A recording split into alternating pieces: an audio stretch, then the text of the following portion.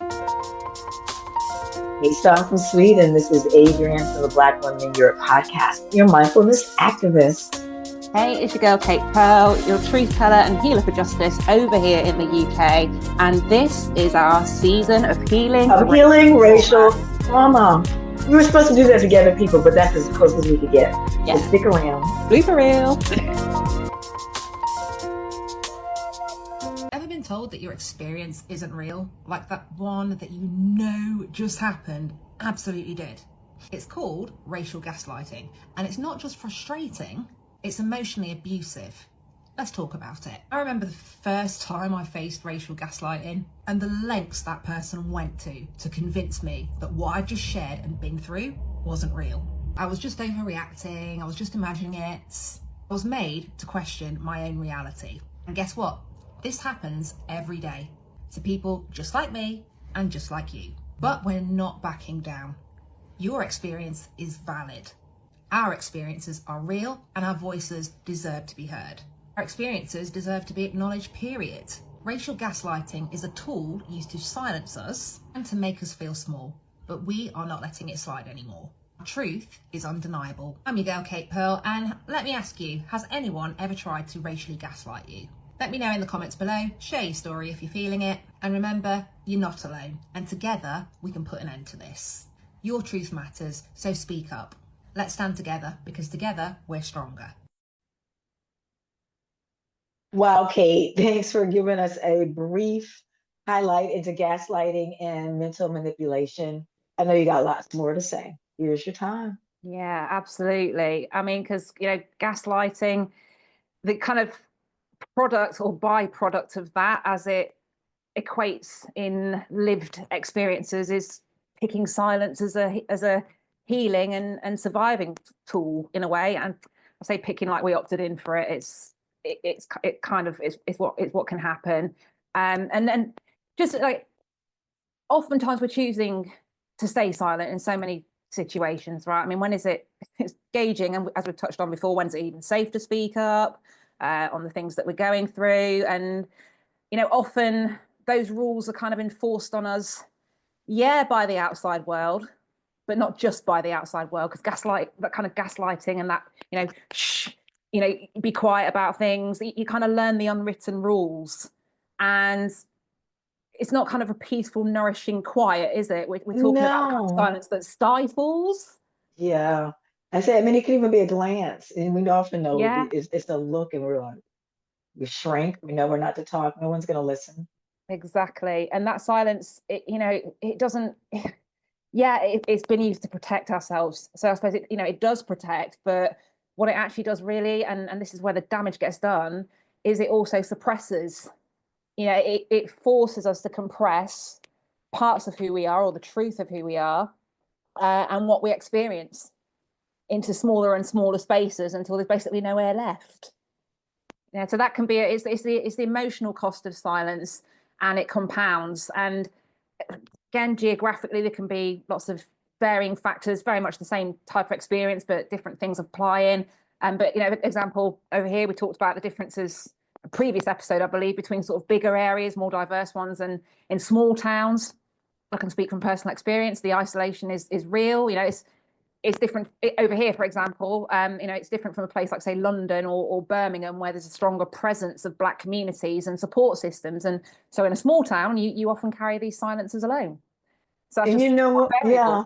Yeah. I wonder, it's interesting because I'm from Washington, D.C. I've lived in London, I've lived in Brussels, I've lived in Stockholm, all capital cities. And I don't, it seems like can't remember London so much because, people are going to sit down on the tube. But you could be in public transportation and you're either two things, very visible and nobody wants to sit next to you, right? Yes. It's like you can spread out. I don't remember that in 100%. London. I don't necessarily remember that in London. Or you can be completely invisible and people will topple you, bump you, push you around, knock you over to get, it's like Yeah. 1 minute I'm completely visible and then I'm invisible. So that can be, and then what are you supposed to say? Because It can people, happen in a heartbeat. listen, Boris Johnson cuffed me, that's Swedish, bumped me in on the tube. I was going on, where did I get off? But he lived on the north side. I forgot where I got off. And He didn't say anything, but I don't know. Do Londoners say anything? You expect Brits to be polite, Yeah. right? But I can remember looking around and thinking, "Was Boris Johnson?" And I sat across from him. First of all, I was like, "Why is the mayor of London's on public transportation and security?" I was kind of impressed, kind of like, because I don't see the mayor of my city, Washington D.C., on public transportation. Yeah, just If he mingling does among it, everybody else. Yeah. so I thought that was kind of cool. And then I was like, he didn't even say excuse me. And then right before he got off the stop before me, I took a picture. And I was like, yeah, I showed my friends. They're like, yeah, he's on the tube all the time. Yeah, yeah. But That's tell fun. me about that. Do you in England? You live in small and big towns. What's your public transportation experience? Do people give you Oh, room because they don't want to sit next to you, or do people they knock never you? want to sit next to me ever. Okay. And it's also, I guess it is small town consciousness again. Yes, I do notice these things. I go on public transport a lot.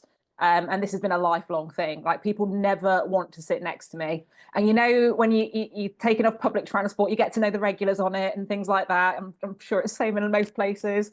But I have an interesting situation. I'm in a new village right now, as in I've only been here for a couple of months.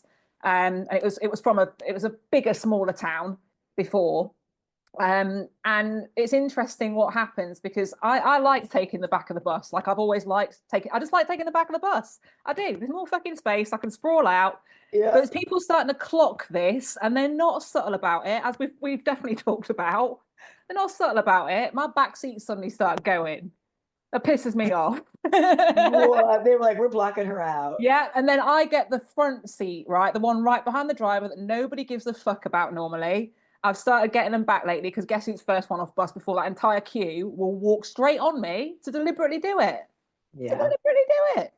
So you yeah. learn your mechanisms, but it's that silent kind of not passive, but it is. It's unspoken rules. And in ways I guess I learned to play the game, but it's not how shouldn't be like that, should it? I was gonna say they're being passive aggressive. That's actually Yeah, aggressive. it's aggressive. It's Yeah, there's aggressive nothing passive aggressive. about it. They are No, not subtle at all. Not subtle at all. so Um, funny. so yeah, but I've learned how to have fun with it. But when it wasn't fun when I was a kid. I noticed that shit, and I knew what it was No, about by then. That stuff is yeah. destructive. It's horrible. Um, so like next part, cost of silence. Right, just going into a bit more about how this stuff really it fucks us up. It does. It equates to racial trauma. We've talked about it, but suppressing your truth to stay safe. It might get you through the day, but it chips away at your spirit, right? And I'm going to go back to the bookshelf now. There's research backing this up. There was a 2018 report by the Runnymede Trust who showed that Black people, this is specific to the UK again, are actually more likely to experience psychological distress due to racism, but less likely to receive that adequate mental health support. And the big why for this is because they often don't name it, going back to the silence. And when they do, they aren't believed, or it's downplayed, or it's just not even a thing, So when you keep swallowing when you keep swallowing the microaggressions, racism, exclusion, all of that stuff, all while pretending, because we've trained ourselves into the silence, or we've been trained into the silence, that it's just not that big of a deal, or it's not bad, or fuck it didn't happen. It starts to mess with your reality, and that becomes, like we talked about, sort of racial gaslighting from the outside, but actually what that is internalized gaslighting. Yeah, so you can turn in. It's not looking in. Looking in is actually quite helpful and healthy. You can turn in and you start questioning yourself.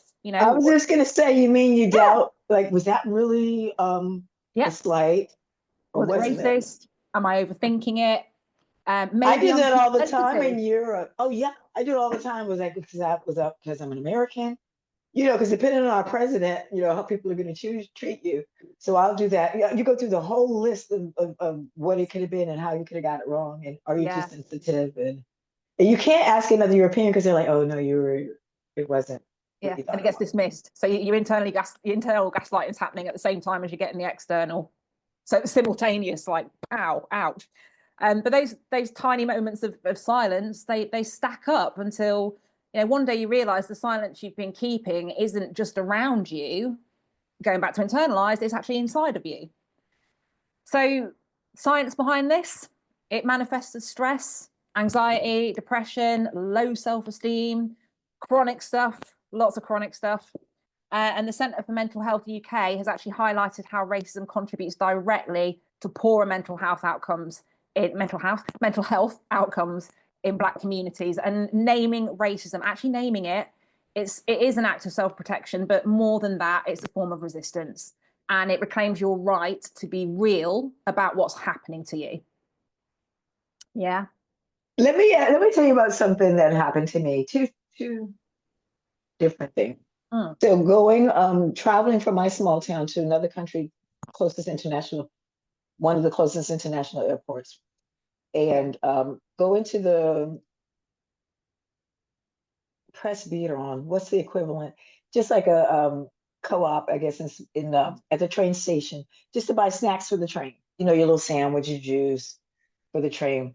So turn around, go to get out. There are two Swedish women, young women, younger than me, kind of blocking my way. I couldn't get out. I don't even know if they were aware they were blocking my way. So, I say in Swedish, excuse me, can I go by? They were immediately displeased and a little disgruntled. And then, I'm like, say, excuse me, go around. And they say, thank you. And they're like, what'd you say? All this is going on in Swedish. I said, thank you.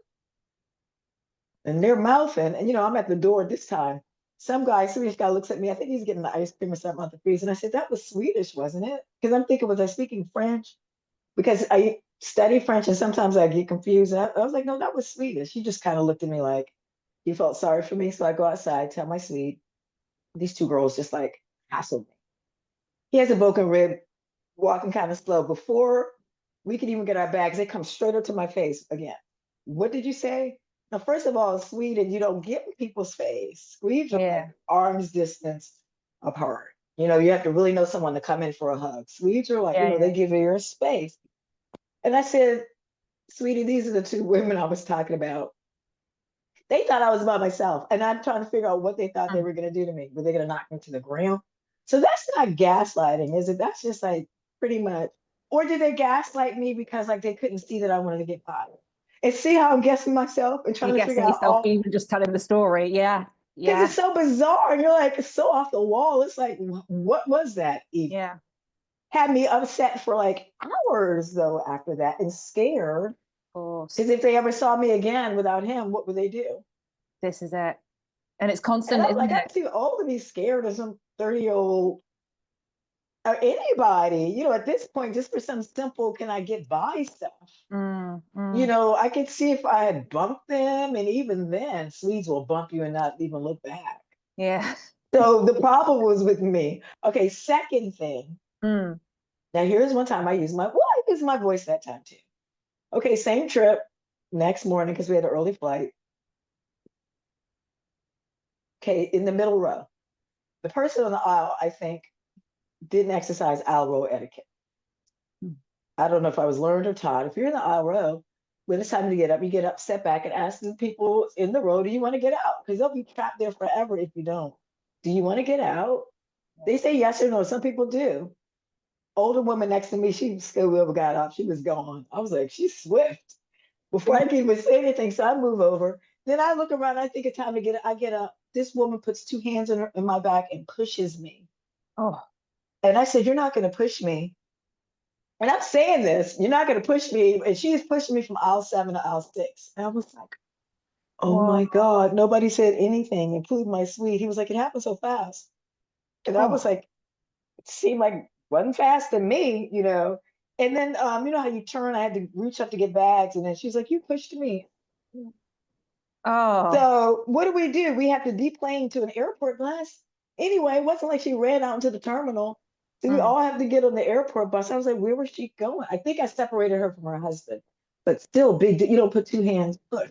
No. Was that gaslighting? Again, I was too visible. Or was I? Okay, so final part of this trip, coming home.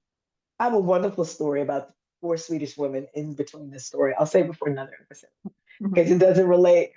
So coming out, same thing, coming back. Ends up, this man was actually at our hotel. And we saw him when we were waiting for our transfer back. And we were all like, the bus is late. So we were talking.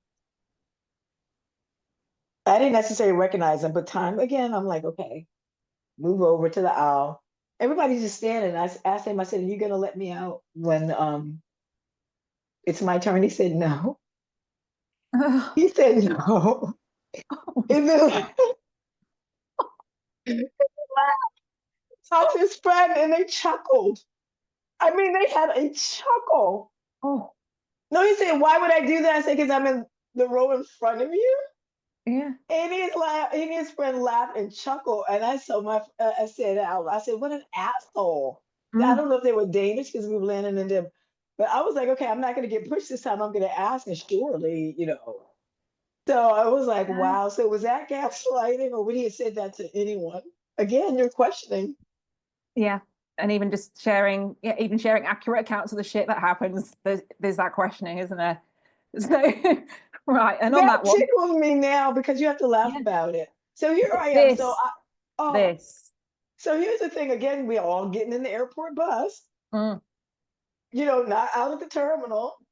So we're sitting on the bus. I think I'm the first one off the bus and the first one to get my bags. I was like, "Where is he? Where's that fool? You're so fast." I was like, "I got my." You're ready to launch. Yeah.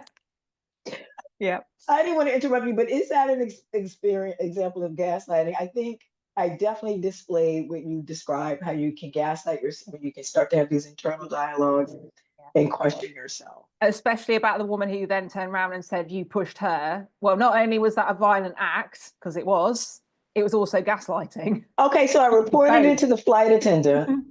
And the flight, I was like, that woman in front of me just pushing me. Her eyes got all big, and then, you know, we have to go. I reported it to our tour travel thing, and they were like, it's the airline fault. They couldn't find an incident report, but they relayed what I said. So I'm going to take it further. And I don't think she was on my flight because I don't know if I'd recognize her because I was going to walk up the aisle and take her, note her seat assignment. Hmm. I have another story to tell you about this, but I got it about another flight.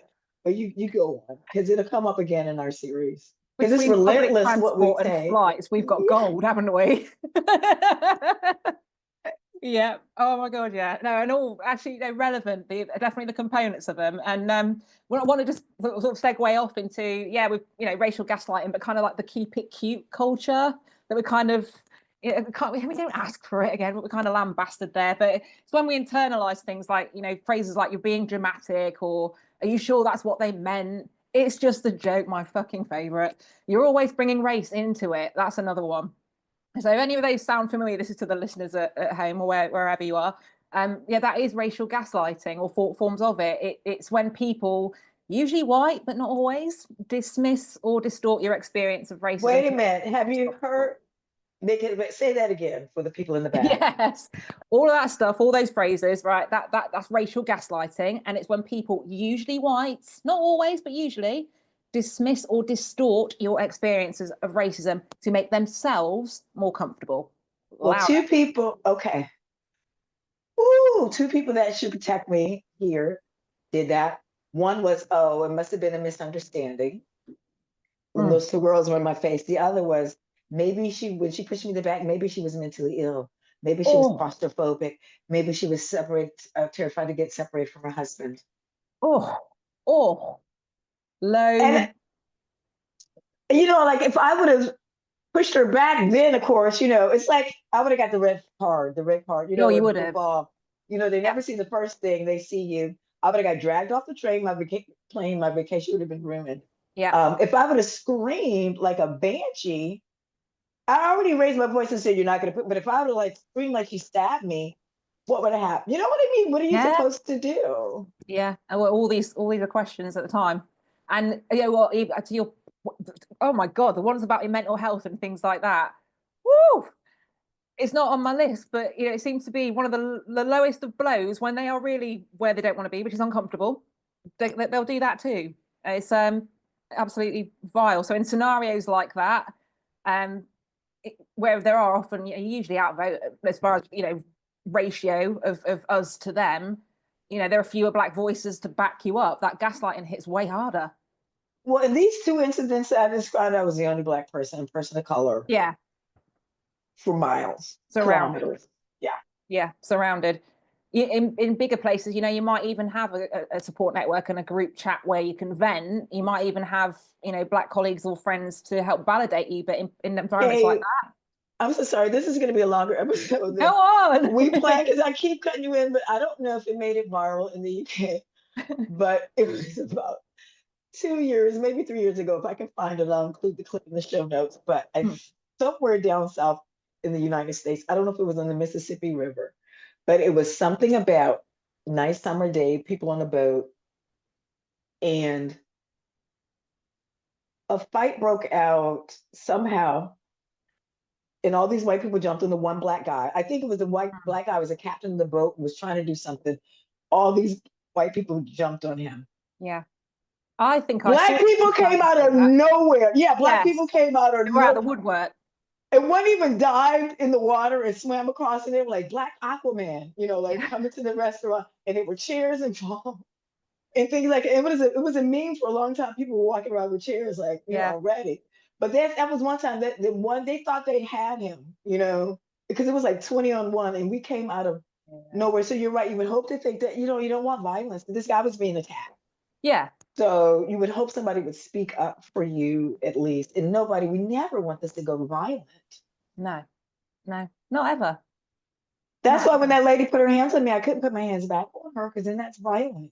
Mm, So even when people are being violent to us, she wasn't going to kill me.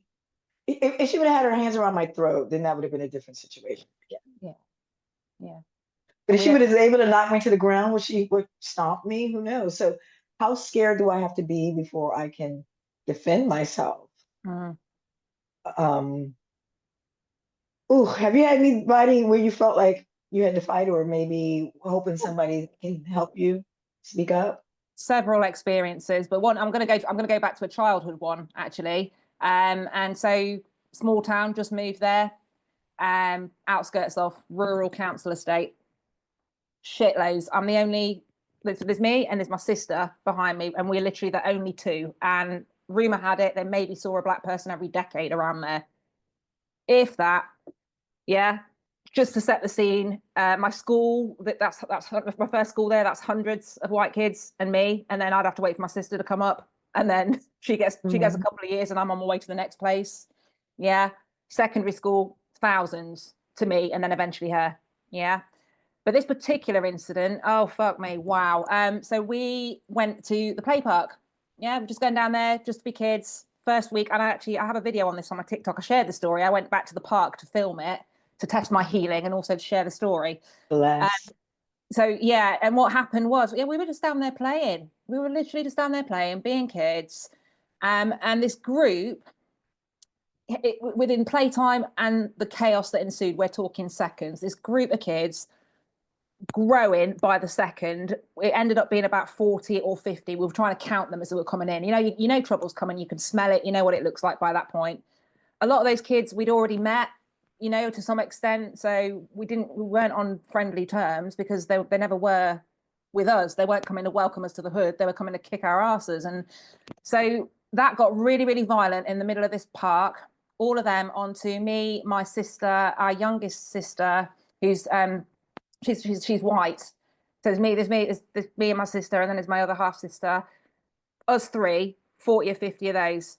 Eventually, there was a couple of, we didn't really know anybody enough by that point, but we'd at least made a couple of playmates. So there was a couple of playmates come into the park, allies, we'll call them, trying to just get all these kids off of us.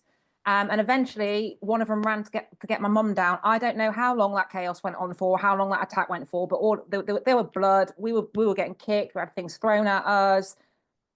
How none of us had anything broke, I don't know. We were Oh my for that. God. But yeah, like, and screaming for help in the middle of a park, and a lot of these kids, by the way, the kids that were attacking us, their parents were coming down and joining the party, or older siblings. So this, even though I That's was where they screaming for help in learn the middle it. of the park, like literally, well, no one was coming. That the adults weren't happening. They were no No, better. They yeah, were yeah, supporting it. very, That's very learned. very, very traumatic. So how did your mom, did she go ballistic when she She came went down there? absolutely ape shit. I mean, well, yeah, anyone that's a parent, you can understand that if someone's on your pack, you will be. It doesn't matter how many of them there are. She was ferocious, and they were attacking her as well. And eventually it was her new husband that came down, and that's when things started moving, because he didn't give a shit how many kids he punched. He was really going for it, because she was a bit more reserved. Like, she was obviously, trying to get him off us, but there was only so far she could go. He was knocking him out. So it was Good for insane. him though, because the Yeah, situation, he saw you all bloodied and yeah, bruised, and he was probably yeah, horrified. And was there words with the parents? How yeah. do you go on Oh, after that? it was a tough one, because, well, basically, so something, it was, I don't know, I don't, well, yeah, like I said, they saw a black person a decade down there, so this wasn't normal shit. It is normal stuff to them, but like for the area, we had people come in who were part of the county's racial equality, which, like, organization, come and see us. But they didn't seem to know, respectfully, I don't know how much help they were. They didn't seem to know shit about how to handle stuff. We had to go, we left the place to go back to our old town for a week. And my mum called a vote, like, do you want to stay here? And the racism had been pretty shocking from where we'd just come from. We got violently attacked a lot up there as well. Um, Look, calling a vote, do you want to come back here, or shall we go back down there and fuck it anyway? And we all voted between us, fuck it anyway, because at the very least, we prefer the scenery. We don't know about the rest yet, but you've just moved. I mean, that was about a 300-400 mile move she'd just made as well with us, and was kind of like, want to go back down there. And so we did. We didn't get violently attacked quite like that by that many again. But it didn't. It did. The saga continued. I mean, it didn't really stop. So yeah, Oh my God, that is horrible. I am so sorry. No kids should need to grow up fighting just because you're different. yeah, Didn't have to grow up fighting anyway. Kids should live in war zones. And that was like you were living in a war zone. yeah. Weren't you Absolutely. scared going to school after that? Oh shit, scared, but I wasn't letting them see that. Again, so Yeah. learning silence, learning a front, I guess that was another part of it. There were loads of days where I really didn't want to go, but equally at the same time, it gets deeper. School was kind of a sanctuary for me, because the stuff going down at home was pretty awful too. No, I get it. And the school could be great, even though there could be bullies and stuff. It's not Yeah, like every hour of the day was horrible, yeah, you know. exactly. So Oh, yeah, girl. there were days I was scared, 100%, 100%. I'm so sorry. I'm traumatized by that. And I don't mean that as a joke. Mm, But the part that especially got me when you're like there were adults down there and didn't stop it, that's the yeah. part that because they're breeding these animals, Oh you yeah. know. Yeah. One part of that I did feel a little victory in the middle of that was one of them, the quote unquote ringleader. It was his big sister who came down and beat the shit out of him, because she was like, honestly, what the fuck? What is going on here? Like, right in front of us. So I mean, this is just like, I'm clocking. This is where we're all finally legging it, because we eventually got to break free once my stepdad came down and started beating the crap out of them. So see, We that beat the crap out of shows him. that yeah, that shows even in a mob mentality, there are one or few Yeah, who say this isn't right. And thank God in that instance, your stepdad was available, your friend went and alerted your mom, yeah.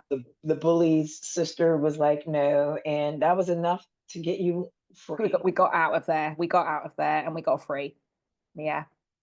So Ooh. yeah.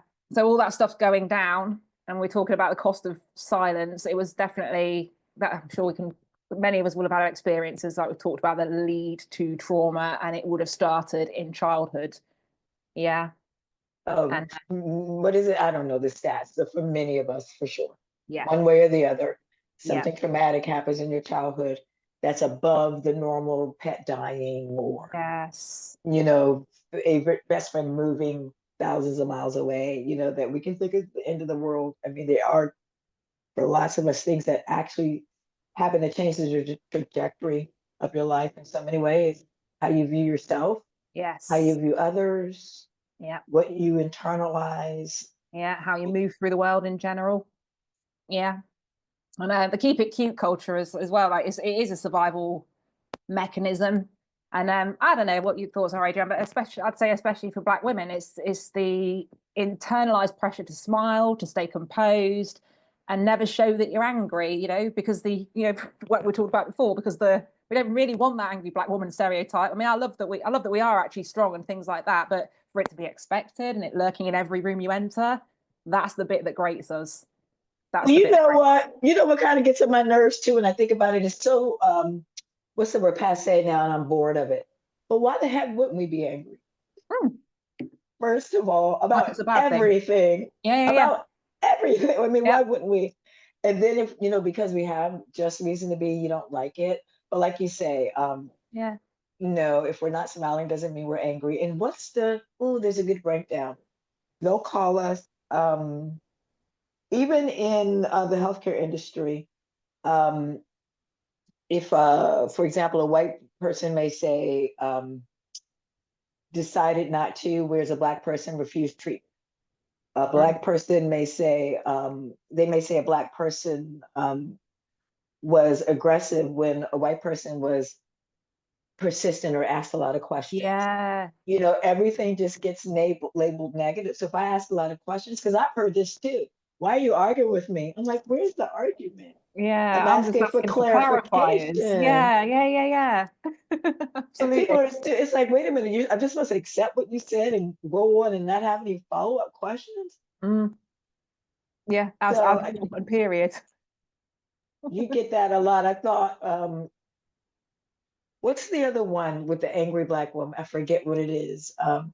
Oh, if you don't want to wait, oh, people want you to wait your turn when it Yeah, is your turn and it's not their turn. It's like, well, it is my turn. Because you've been at the counter and they're like, who's next? And I was like, I was next. yeah, I yeah, was standing here for 5 minutes looking at you before this woman came up on my left yeah, shoulder behind me. yeah, And you're going to say, she's behind me. yeah, I've had that. And it's like, "Urgh." Most yeah, times I'll leave if it gets that bad. I can understand busy. It's like, but no, yeah. Or you've and I love when they turn around and like other people know they were next, or the people who they act like they don't know. Oh, who was next? Nobody ever said she was. yeah, variation of that. It's the same kind of story, but like when they, you'll observe when you're going around, whatever. I'll give you an example with a library recently. Oh, this woman, she could not serve everybody else quick enough.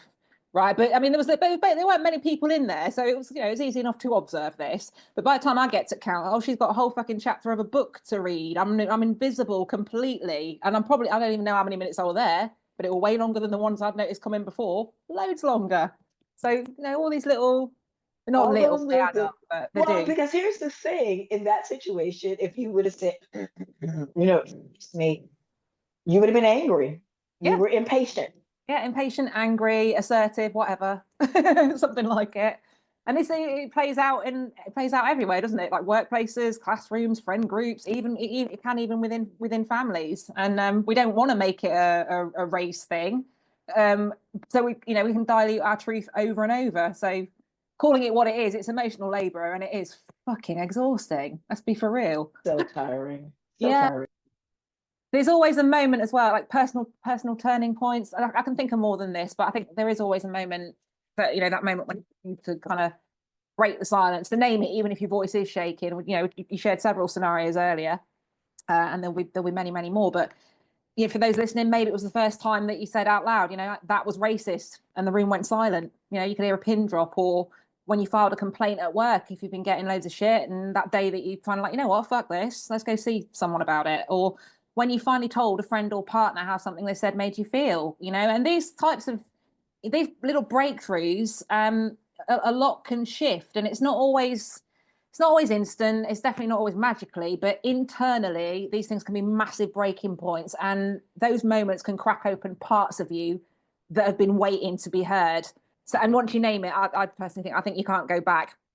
And a lot of this stuff, it will cost you some relationships. It's going to cost you potentially, and I know in my experience, it cost me my old life. And as sad as I was to see certain things go, I've never been freer, Hallelujah. Good for you. you know? I've had somebody say, I think because I'm confident, or would they say aggressive? I say assertive. They said something, you're not the queen of something. Oh, yes. Didn't Oh, I go get a t-shirt that said made queen of the world? I went and got a t-shirt and said, see my t-shirt? Somebody I had to live with, and I was like, queen of the world? You're right, I'm not the queen of whatever. I can't remember what they said. I was like, I'm queen of the world. yeah. Whatever you said was too small. Get But it when you right. say, not to go into details, when you say cost you your life, so you had to make a decision and said, this isn't going right for me. I'm not being Yeah. respected or treated well. and you Yeah. had to move on. What was that like for you? And that's not easy to do. And any tips for people stuck in that situation? Okay, so I have a few, all right, and I'm not gonna lie, none of them are easy. But don't be afraid of working on and using your cut-off game. I have cut people off dead with no explanation what the fucksoever. And why? Why do I need to continue to explain to someone that their racist rants are starting to piss me off in front of my children? That's an example. I dropped a friend after 30 years she'd been a hater and a racist for a long time. But because I was silencing myself, because I was so desperate to have, somebody to call a friend, I hung on to relationships like that. So yeah, that's my first tip. Don't be afraid of the cutoff. You're going to need to do that at some point or another. It's not pretty. It doesn't feel nice at the time. But the bigger cost is holding on to people in particular that aren't serving you. And if they were there for your goods, they would probably do the work on their own behavior. And the reason that I can tell you that I now know the opposite is because when I started honestly dropping people like flies, great ones started to come in who are more aligned, who treat me really well because I'm a good friend if you're a good friend, and vice versa. It's a reciprocal thing. I I started dropping people, and it wasn't immediate. But better people for me started coming in. I'm not having to please people and say, look, that was fucking racist, darling. I don't have to do that. You So made room. You I made made room. room, yeah, clean house, basically. And clean house can refer to relationships, work environments. Look, we've all got to get out there. We all got to pay the bills and this and this. But like for example, if you know that there is a pattern, and you're just noticing it, right? You'll probably feel it in the way you come home pissed off all the time because you're getting some asshole at the office is always like ripping you for your accent, or even if it's not. We've talked about experiences that might not have been directly you, but you're picking up on stuff that's been said around that office or whatever. I'm not saying necessarily just walk away, but definitely start making your exit plan and start looking at places that you can never walk in and know that it's not going to be racist, but start asking yourself where you think not that you could be a better fit, where could be a better fit for you. It could have been considered Okay, reckless. say that again. Not No, where I you can love that. fit. Yeah, let it not be about where you can fit. And at this point, I'm talking about work or your vacation, right? Because I think there's relationships in your life that are really important. There is the what you do, because you're going to be doing that for the rest of your life, right? Not always, you can change, but your vocation, right? So if you're in an environment, right, where you know shit's going down, it's making you unhappy, your mental health is suffering, you're physically just over it, look for other places to be, not where you can fit, what would be a better fit for you. So I waffled that one, but I I hope love that that. slammed it No, home no, no, for you. no. I love it, and I love hearing it in different ways. I love it because, yeah, we're supposed. How do we fit in? We're trying to fit into a society if we're living in the West that doesn't celebrate us, that wants to subjugate us, that doesn't want us to be seen as equals, that are always the other. I don't know how this would apply if I lived in a society where most people look like me, but it would on different levels, whether my sexuality or whether you're seen to be doing something that's not gender appropriate. Yeah. Um, but yeah, and that's hard. And looked down on if you're an immigrant. For me, an immigrant to Europe.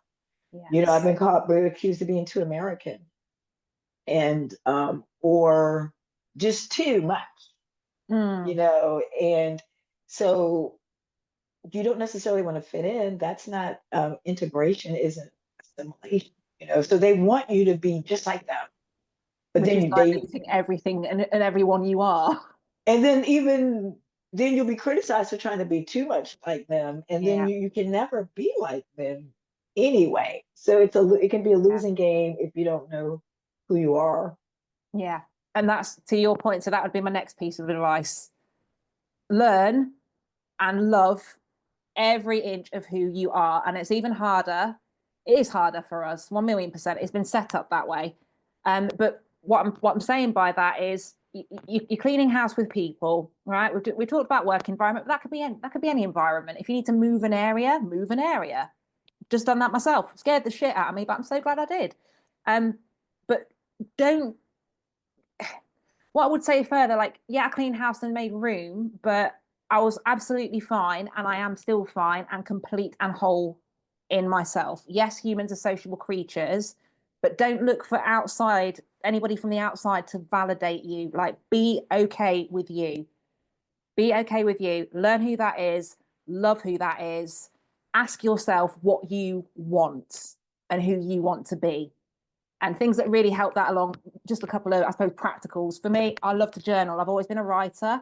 I pretty much channel messages. Sometimes I focus it and I ask myself really specific questions based on what it is I'm trying to get at. But other times, just literally, if pen to paper for me, classic. I don't care how far digital we are.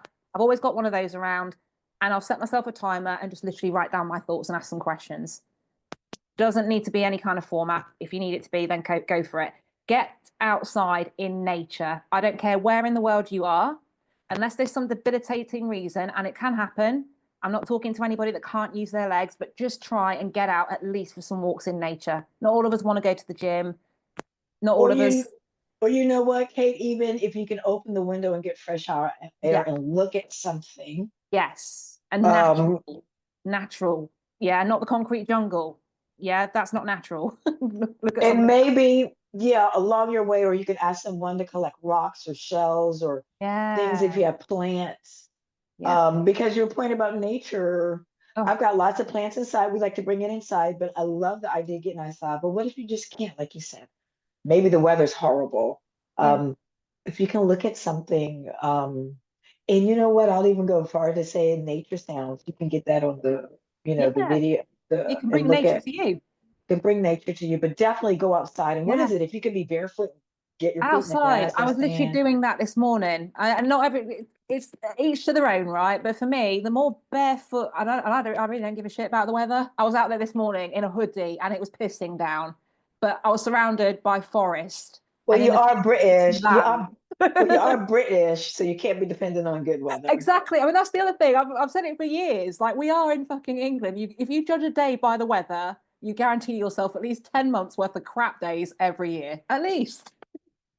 So don't do True it. that, true that. So it's and here's the thing I've learned, and you probably too, when you start embracing these practices, they become addictive. You Yeah. do want them, Oh, and you yeah. will miss them if you don't do it. Yes. Yes. And we're talking withdrawal symptoms. I've done it. I've done it. It's the worst Oh week of my yeah. life. Oh yeah. And because I track my journal, my yoga practices, whether I'm teaching or taking it, Yeah. and I can tell the months where I haven't taught a lot for whatever Yeah. reasons or practices, they suck. Like I look back, I was like, is that a coincidence? I was like, no, there's a correlation. I There's a wasn't correlation. Yeah. wasn't being mindful every day. So those are my three biggies. Yeah. So yeah, clean house, and I'm talking people not serving you, dead weight, racist as fuck. Get rid of them. Okay, whichever way you do it, don't explain or apologize. Two, look at definitely vocational environment, but environments in general, and ask yourself what or where would be a better fit for you, not the other way around. It's not about you fitting anywhere. You're beautifully and wonderfully made as you are, which brings me to the third piece of advice. Love on and learn who you are. And sub advice is, get out in nature, journal, do things that really bring yourself back to you, center and ground you, and love on all of that. Yeah. And So you know what? Don't worry if you don't know what that is. Don't be afraid to exactly. try different things. What works for us may not work for Yeah. you. Maybe a technique is to go back and remember what did you love Yeah. doing when you were happy as a child, That was one of my first even. questions when I returned back to journaling. It had been Yeah. years, but one of my first questions in my journal was that. What did you really love to do as a kid? And just kept expanding. And then the questions kept coming, just going. What So did you think your life would be? What did you imagine that you would be doing? And imagine if Meghan Markle said, "Oh, one day I'm going to be a princess," and we go back and find her journal. We know Kate said that, but yeah. we know Kate was like, "I'm getting that prince." But so don't be afraid of your imagination, even as Yes. a teenager, what you thought you'd want to be as a teen before it got talked out of you. A lot of stuff gets talked out of us. Loads of People stuff. saying you can't do that, or you're Yeah. not good at that, or why But do you've you got to want to focus do on this that? instead. So you've got no time to focus on the things that really make you tick, which, yeah, you're absolutely right when Yeah. you say imagination. It's so key. So key. So just a little bit more on kind of the silent struggle as it is. We talk about ways that we can kind of internally get around that, and heal. But just, I mean, generally the decision to speak isn't easy, especially when silence has always been safer. We've got, here to acknowledge that.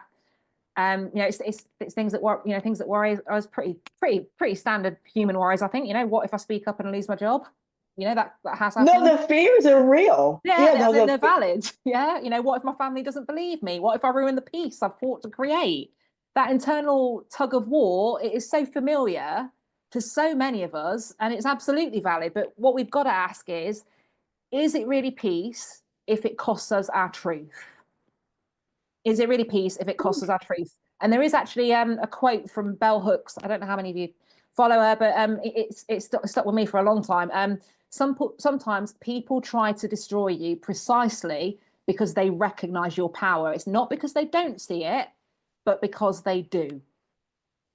I love that one. She's right. That is so. Sometimes people will try to destroy you, not because they don't see your power, but because they do. But because they do. Yeah. And when you speak up, you take up space, you challenge power, and that is scary, not just for others, but for ourselves. But the first step is to honor that fear. So take fear on the joyride anyway, without letting it dictate our choices, because safety matters, but so does self-respect. Silence itself, it should be a strategy, not a sentence. If that makes sense. Yeah, and isn't it okay to be afraid? Of course, absolutely. You take fear on the joyride with you. Yeah. So and fear is gonna. There's a lot of kind of. I heard something I think it's quite cheesy, but it can be accurate. False events appearing real was a kind of what do they call those anagrams for it? And so there is that. But you're never gonna get rid of fear. Like no matter, I don't care. I don't care if someone has done that and can show me receipts. I'd love to read that. But fear is gonna rock up anyway. It's doing the thing in spite of the fear, and also kind of learning how to make friends with fear a little bit, and how to channel it into what you're doing. And a couple of tools for breaking the silence, quote unquote, safely. Not all truth telling has to be loud. For those who are, a bit afraid of getting, loud, as it were.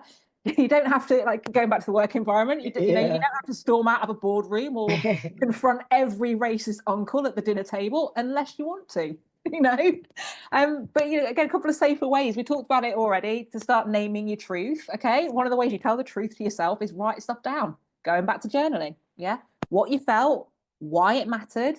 This helps to validate your own experience. And that's brave. Getting those thoughts out, however you get them out, it's brave. Another one, therapy, good therapy, because a lot of us need that. Some of us have done it, some of us need more. Especially if you can find good stuff, Black-led or culturally aware therapists. There's a couple of UK-based organisations. I don't know. I'm sure there probably is globally, but I mean, for those who are listening from the UK, there's one called it's BAATN. It's the Black, African and Asian Therapy Network. I was 6 therapists in before I found them, so there's a recommendation. And they offer directories for UK-based therapies that tick all those boxes. Another one, storytelling and art. Creative expression is a form of resistance, and you can share your story and tell the truth on your own terms, holding hands with fear. And small conversations, like if you've got them around you, or you clean house and now you've got them around you, start with people that you trust. Practice saying, actually, this thing happened and it doesn't sit right with me. Simple little. I look distracted because you made me think. I'm like, when is my next therapy appointment? Good on you. I love it. I was like, did I miss it? Because I wasn't, so I didn't get a reminder, but I'm like, let me look and see. So I'm going to keep that open as a reminder.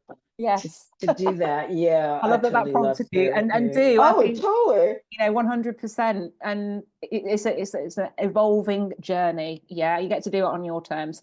And then I'd say, and don't forget, for everyone listening, don't forget communities like this mine on TikTok, where I'm part of this movement. Adrianne, listen to the. I mean, obviously, there's the episodes we're doing, but go back and listen to Black women in Europe. Every time someone kind of says something that validates it, and you've got that, I thought it was just me, or maybe I'm just sensitive in my mind, or maybe it wasn't racist, whatever, a ripple will start if you're consuming the right stuff, as in, the content and the things that you listen to and watch. That's very important. Yeah, find your tribe, Yeah. find a community. Yeah. You know what? I love how we work together, because the stuff for my part now, the mindfulness part, was I thought we'd do some affirmations and then journaling. Ooh. Did you want to add anything before? Because we'll leave people with that. Yeah, I'm happy leaving I people with feel that. drained. I feel drained listening to your child that fighting. But here's the thing, that's my mother's from Chicago, but she died and she was born in 1930. And Mm. she said growing up on the south side of Chicago, like, you used to have like fights after school, but they weren't racial. It used to be just like because you pissed somebody off in school, in school, it wasn't like you were getting a beat down just for who you were. And to me, that makes it even more scary, because if parents are seeing kids fight on the playground, they're going to break it up and like, what do you? But to see these parents watching their kids attack you for hate crime, it was a hate crime. We didn't call them Yeah, hate crimes then. it's exactly what it is. Yeah. So I'm still traumatized by that. So we're going to dedicate this to everyone else who's had a childhood trauma like that, where adults could have helped you and they didn't, whatever the situation, Yeah.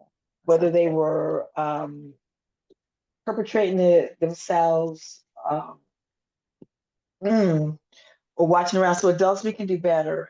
You sound like a really good big sister, looking out for your little sis and paving the way in the classrooms. By the time she came, they're like, oh, we know who your sister is. Yeah, she did. She got that. We can't really mess with you because she's going to have your back. And then, you're going to have sister. Okay, so wow. So for gaslighting and mental manipulation, that was just the opening to how all of this is part of what we have to deal with daily. And not only does Kate bring the receipts, but she wants to help you heal. And as a mindfulness activist, I'm committed to that. So let's, if you have a piece of paper, three affirmations. We can just say these aloud, but I'm cueing you get the paper so you can write the journal entries. But let's say out loud, I have a voice and I use it. I have a voice and I use it. My voice matters. My voice matters. I will speak up for myself. I will speak up for myself. So for a journal entry, and as Kate said, that could be at the family table with a colleague. You decide how big or small that is. And even for that self-talk, if you say, I deserve that, speak up for yourself. Say, I did not deserve it. Because a lot of times we'll believe we did. So for three quick journal entries, building on the affirmations, remember a time where you used your voice. Was it for yourself? Was it to protect a family member? Did you see something happening in public? When was the last time you used your voice? Second journal entry, when was the last time somebody said something you said made a difference? It could even be just a compliment you gave somebody. They said, oh, it made my day. Or you told somebody, what you did yesterday really helped me. They're like, I had no idea. And finally, when was the last time you did have to stick up for yourself? Like that woman pushing me on the plane, and I had said, don't push me. Didn't keep her from pushing me, but I spoke up for myself and nobody else did. When was the last time you had to speak up for yourself? What do you think, Kay? Is that a good way to wrap? Oh, I love that. Yeah, that sounds like an epic way to wrap. Okay. So, and I do want us to take an inhale and an exhale, because I tell you, we said we're going to talk about some heavy stuff. So let's just take an inhale and just exhale it out. I'm going to close my eyes just so I can kind of don't carry this around with me all day. Right? I'm going to have to step out and deal with my own trauma. No. Well, I'm you going back never out into know, right? nature. I'm going back out into nature right after. Well, you know what? And today I'm doing a 5K. Some people are going to run, some people are going to walk, and it's a lovely through nature Oh, trail. yeah. So I do get my nature trail, my nature time today. So I'm looking forward to that. Oh, that'll be So, amazing. Go you. so, so let's just take an inhale, exhale. I'm going to sigh it out through my mouth. Mhm. You do it any way you want.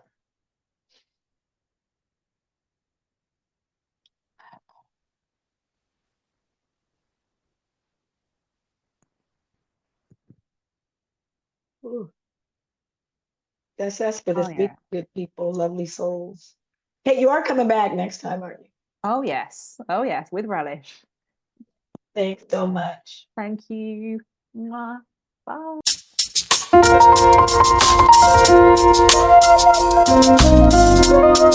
This is the part when you go to your streaming service and listen to Toby Mac speak life and decompress. This has been your girl, Kate Pearl. I hope you found this episode enlightening. This is Adrianne, and I hope it's been healing. Bye. Bye.